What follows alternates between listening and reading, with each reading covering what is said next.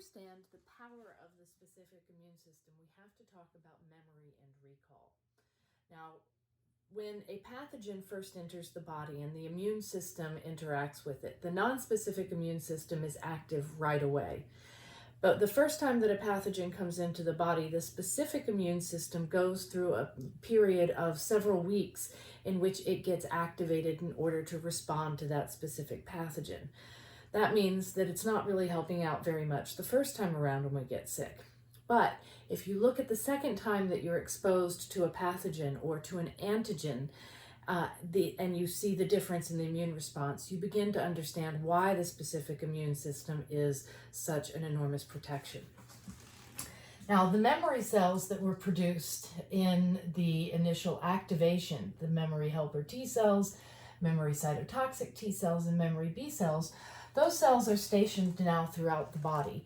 So if that pathogen comes in again, no matter where it comes in, these cells are ready, and they are ready to go straight into battle without having to go through activation. In addition, antibodies, which are produced by the plasma cells of the B cells that have been activated, those can remain in our bloodstream for years to life, offering us protection and a way to alert the immune system to the presence of a pathogen in the future. Now, I want to take a look at what happens to antibody concentration, which is on this axis of the graph, over time when you're exposed to a particular antigen. So at the first exposure, and the time, by the way, here is in months, so this is 2 months here. So the first exposure takes a long time for the antibodies to be produced, and they reach a peak at about 1 month. Well, by 1 month, you're way over whatever got you sick in the first place. These antibodies aren't doing you any good unless you happen to get exposed again. By 2 months, the antibody concentration is very low. But if you are exposed a second time to the antigen, then antibody production is able to start up immediately because of those memory B cells, and the antibody concentration spikes and then stays high for a much longer period of time, potentially years to life. This, by the way, is why we get booster shots with vaccines. The first shot gets some antibodies produced, but it takes a while.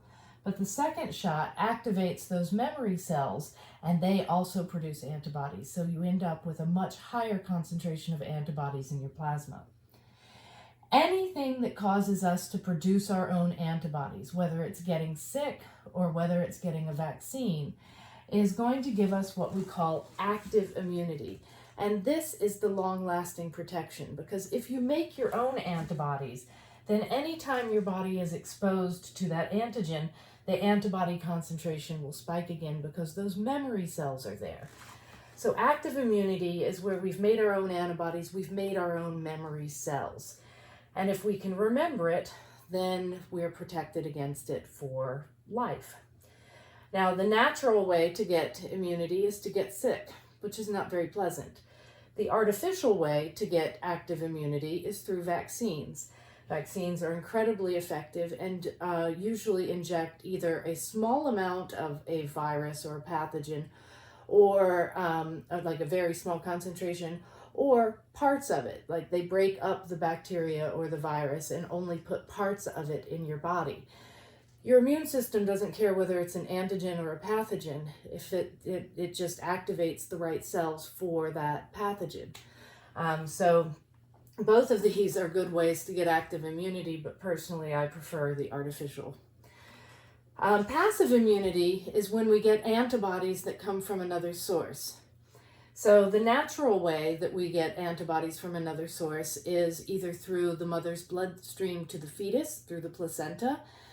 She provides antibodies to the newborn that help to protect it in its first couple of weeks. And then through breastfeeding, there are antibodies in breast milk, which are passively given to the baby. They will disappear over time. That baby's going to have to develop its own immune system and its own antibodies. But for a short period of time in infancy, the mother's antibodies help to protect the infant, and that's natural passive immunity. Passive artificial immunity would be getting antibodies from another source artificially. So, for instance, if you are bit by a snake and you go to the hospital, you will be given antivenom, which is antibodies to the venom. Those antibodies are produced in another organism and then collected and made available to give to you so that the antibodies can coat the venom and prevent it from hurting you.